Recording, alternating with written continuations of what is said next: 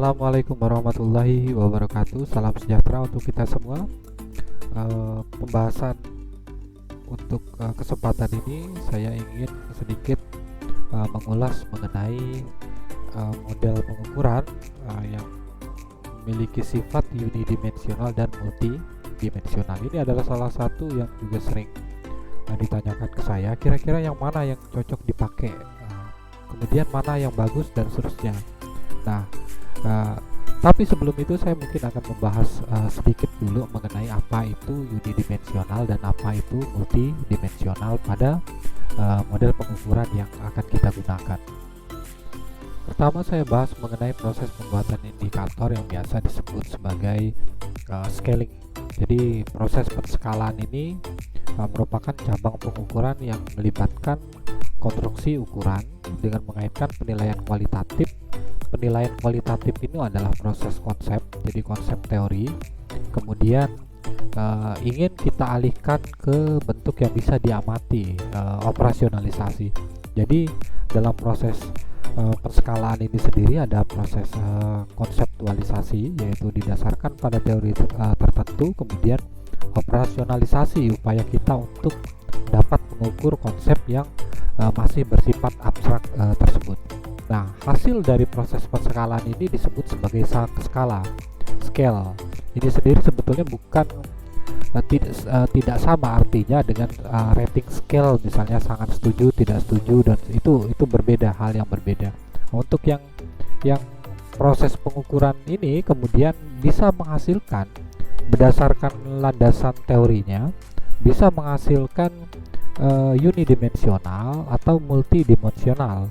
Kalau untuk yang skala yang sifatnya itu unidimensional, yaitu biasanya satu pengukurannya itu merupakan satu dimensi atau satu kesatuan yang utuh yang memiliki dasar yang sama. Kalau di sini saya kasih contoh misalnya skala self esteem, harga diri ini merupakan satu dimensi, jadi terdiri dari beberapa item, tapi dia memiliki dasar yang sama. Sementara kalau multidimensi adalah skala yang memiliki beberapa dimensi yang berbeda. Saya kasih contoh di sini misalnya untuk pengukuran komitmen organisasi itu biasanya diukur dari 3 dimensi, yaitu afektif, normatif, dan continuance. Ini adalah perbedaan unidimensi dan multidimensi. Jadi dasarnya itu adalah dasar dari teori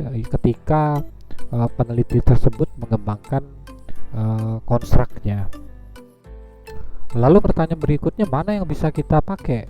Dua-duanya sebetulnya bisa kita pakai sesuai dengan kebutuhan kita, karena dalam perkembangannya sekarang sifat pengukuran itu yang tadinya multidimensi sekarang itu banyak yang dibuat menjadi unidimensional. Nanti saya akan kasih contoh salah satu variabel yang bisa diukur dengan pendekatan multidimensi dan unidimensional. Biasanya dari versi aslinya sifatnya multidimensi, kemudian ada peneliti lain yang mencoba untuk mempersingkat skala menjadi unidimensional.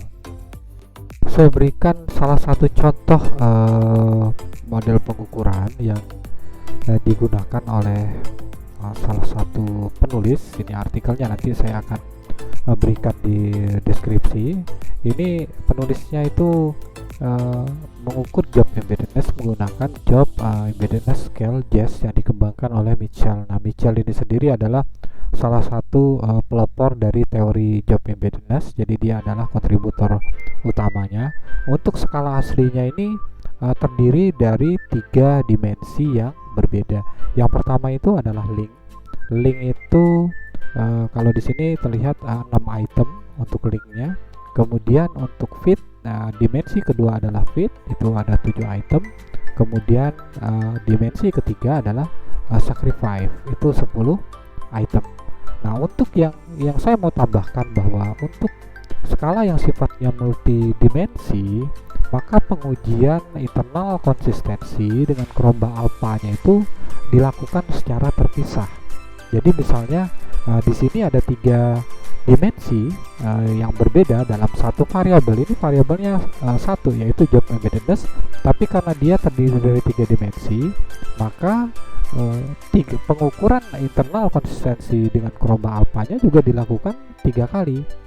Contohnya di sini, ini link 6 item dilaporkan koefisien kroba alpanya. Kemudian dimensi fit terdiri dari 7 item juga dilaporkan konsistensi internalnya, kroba alpanya. Kemudian sacrifice 10 item juga dilaporkan kroba alpanya. Jadi setiap dimensi karena berbeda, jumlah itemnya juga berbeda, dan mereka juga merupakan komponen yang berbeda, maka pengujian reliabilitas dengan pendekatan internal konsistensi itu dilakukan secara terpisah.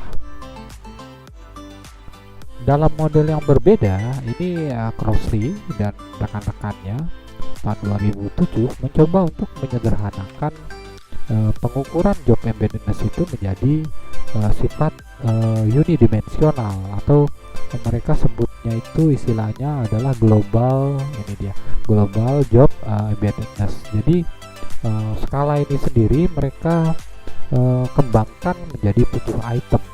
Nah, dalam proses pengembangan skala yang lebih sederhana dari versi aslinya, versi Mitchell tadi itu ada 6, 7, dan 10. Jadi 6, 7, 10, 13, ada 23 item. Nah, mereka coba sederhanakan menjadi 7 item. Tapi proses penyederhanaan sendiri ini juga mengikuti prosedur yang direkomendasikan oleh Hinkins.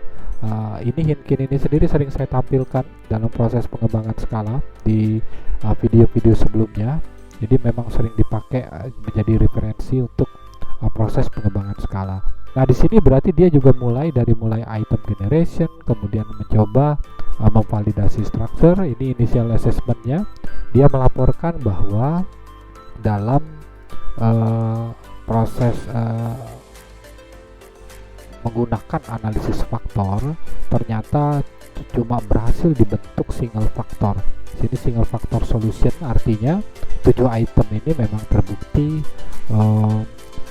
memiliki sifat unidimensional atau satu dimensi. Baru kemudian dia melaporkan internal konsistensinya dengan kroba alpha dan item total correlationnya. Ini adalah untuk pengujian internal konsistensi. Pertanyaan berikutnya, mana yang bisa kita gunakan? Apakah skala yang sifatnya multidimensi atau skala yang sifatnya unidimensi atau satu dimensi? Kalau menurut pendapat saya pribadi itu tergantung penelitinya masing-masing. Mau menggunakan skala multidimensi atau yang unidimensi. Cuma dalam pertimbangan utama kita ketika kita meneliti, kita juga harus memperhatikan responden kita. Misalnya kita mengembangkan sebuah atau mengadaptasi sebuah skala yang terdiri dari 40 item untuk satu variabel, sementara riset kita itu misalnya ada 3 variabel. Variabel pertama 40 item, variabel kedua 30 item, misalnya variabel ketiganya itu misalnya 30 item, berarti 30 tambah 40 itu ada 100 item kuesioner yang harus diisi oleh responden. Kita harus mempertimbangkan itu, apakah orang responden itu punya waktu yang panjang, yang banyak, dan mau mengisi kuesioner sebanyak itu. Dan mungkin lebih simple kita menggunakan yang versi ringkasnya. Nah, ini juga penting bagi kita. Kalau seandainya variabel penelitian yang kita gunakan itu banyak, maka sebaiknya menggunakan skala versi ringkas. Yang penting skala yang kita adaptasi itu memang skala yang sudah banyak digunakan orang sebelumnya dan sudah terbukti validitas dan reliabilitasnya. Sekian untuk pembahasan mengenai unidimensional dan multidimensional pada model pengukuran. Kita ketemu lagi di isu-isu selanjutnya. Wassalamualaikum warahmatullahi wabarakatuh. Semoga bermanfaat dan salam sehat.